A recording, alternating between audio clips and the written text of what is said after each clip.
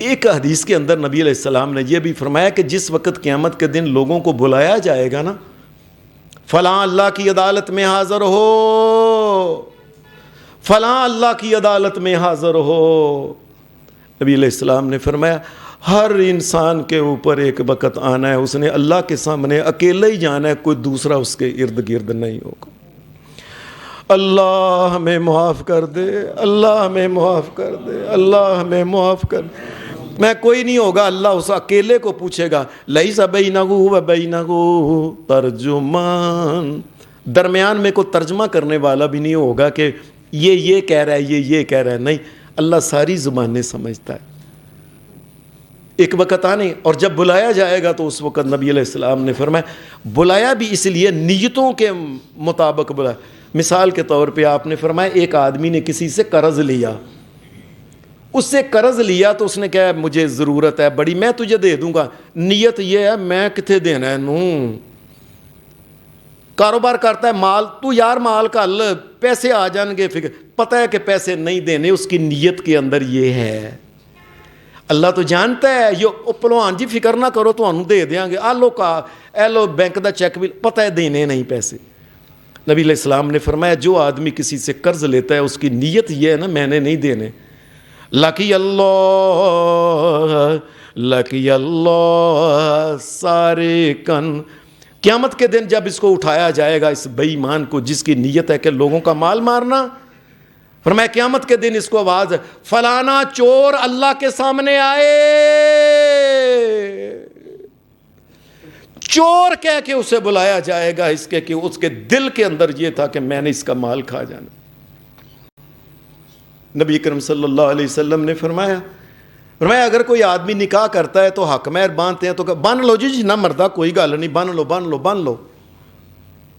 اس کے میں کیڑا دینا ہے، نیت اس کی یہ ہے۔ اور کئی یقین مانیے میں نے 90 سال کے کئی بڈھے بندوں کو دیکھا، پوچھا حق مہر، اور پترا دیتا نہیں، دے لیں گے 90 سال ہو گئے حق مہر نہیں بیوی کا دیا، ظالموں اور کیا کر رہے ہو، اللہ کے سامنے نہیں جانا ہے تم نے۔ نبی صلی اللہ علیہ وسلم نے فرمایا جس آدمی کی نیت یہ ہے کہ میں دینا نہیں، بن لو جنہ مرضی کوئی گل نہیں، بن لو چوڑیاں بھی بن لو، فلانا بھی بن لو، او بھی بن لو، لکی اللہ یوم القیامت وہو الزان، قیامت کے دن اس کو بلایا جب اللہ کے سامنے تو کہا جائے گا فلاں زانی آئے اللہ کے سامنے، فلاں بدکار انسان اللہ کے سامنے آئے، اس کی باری اب وہ اللہ کے سامنے، اللہ نیتوں کے انسانوں کو جب قیامت کے دن بلائے گا نیتوں کو دیکھ کے بلائے۔ یہ نیتوں کے کئی ایک مسائل میں سے ایک یہ ہے، اگر کوئی دنیا میں انسان نیکی کی نیت کر لے کہ میں نیکی کا یہ کام کروں گا، نبی علیہ السلام نے فرمایا یہ اللہ کا کرم، اللہ کا فضل ہے کہ اللہ اس نیت اس کی اگر صحیح ہے ایک نیکی اسی وقت لکھ دیتا ہے۔ مثال کے طور پہ یہ ماہ رمضان آ رہے ہیں تقریباً 2 مہینے اور کوئی تقریباً 22-23 دن کے بعد آ رہے ہیں، انسان آج ہی نیت کر لیتا یا اللہ میں انشاءاللہ تعالیٰ سارے روزے رکھنے ہیں، یا اللہ میں نے سارے رکھنے ہیں، یا اللہ میں نے اتنے قرآن پہلے نیت کر لی، فوت ہو گیا، اس کے نامہ اعمال میں روزے بھی لکھے ہوں گے، قرآن بھی لکھا ہوگا، ایک نیکی فوری طور پہ اس کے نامہ اعمال میں لکھی ہوگی۔ حدیث میں آتا ہے اگر کوئی انسان نیت کر لے اور وہ کسی فطری کوئی قدرتی وجہ بنے وہ کام کر نہ سکے، جیسا کہ نبی علیہ السلام نے فرمایا ایک آدمی رات کو سوتا ہے تو اس نے نیت یہ کی ہے کہ میں صبح کے وقت نہ میں نے تہجد پڑھنی ہے، ضرور پڑھنی ہے، پکی نیت ہے اس کی، لیکن نبی علیہ السلام نے فرمایا نیت کا غلبہ ہو گیا، وہ سو گیا، نہیں اٹھ سکا۔ کائنات کے امام محمد الرسول اللہ صلی اللہ علیہ وسلم نے فرمایا کتب لہ ما نوی، دن جس ویلے کو ہو تیرے وقت ہی لنگ گیا سارا تہجد، فرمایا اس کی نیت اگر خالص ہے تو تہجد کا ثواب اس کے نامہ اعمال میں اللہ نے لکھ دیا۔ اور اگلی بات کیا ہے وَكَانَ نَوْمُهُ صَدَقَةً عَلَيْهِ،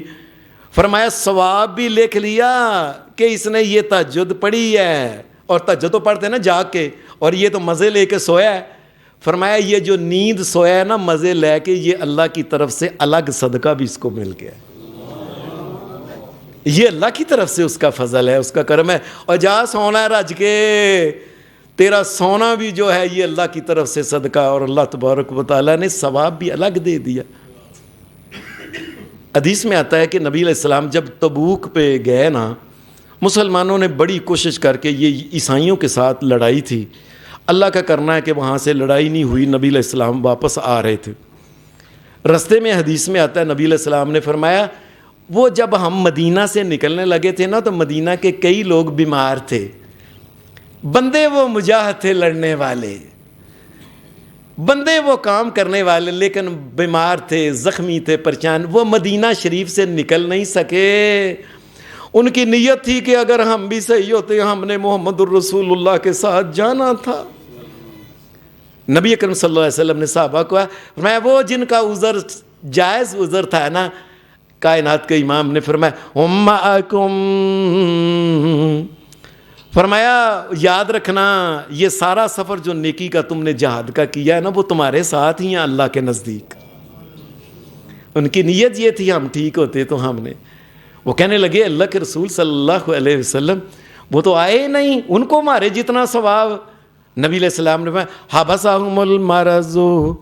فرمایا بیماری تکلیف تنگی پریشانی کی وجہ سے وہ پیچھے رہ گئے، وہ تو بندہ پیچھے رہنے والا ہی نہیں سی ہے، وہ جو اس کے دل کے اندر ہے نا اللہ تبارک و تعالیٰ اتنا ثواب بھی دے گا اس کو۔ ایک حدیث کے اندر آتا ہے کہ ایک آدمی کسی آدمی دوسرے کو دیکھتا ہے، امیر آدمی کو، امیر آدمی کو دیکھتا ہے، اور یہ بندہ عالم آدمی ہے، بلکہ وہ امیر آدمی خود عالم ہے، اس کو دین کا پتہ ہے، شریعت کا پتہ ہے، ایمان کا پتہ ہے، اللہ نے مال دولت بھی دیا ہوا ہے۔ وہ بندہ اللہ کے رستے میں وہ اپنا مال جو ہے نا وہ تقسیم ماڑے غریبوں میں کرتا رہتا ہے، کبھی کسی کو واپس نہیں جانے دیتا۔ اچال تو آ گیا کچھ نہ کچھ لے جا تو بھی۔ دنیا میں کئی بندوں کو میں اللہ کی مہربانی سے جانتا ہوں، یہاں اللہ کے کئی بندے بیٹھے ہوئے ہیں، میں اشارہ نہیں کرتا، میں نے کبھی بھی ان کو نیکی کا یہ کام کرا ہے فلاں غریب کبھی انہوں نے نہ نہیں کی۔ نبی علیہ السلام نے فرمایا وہ عالم آدمی سمجھدار سیانہ ہے،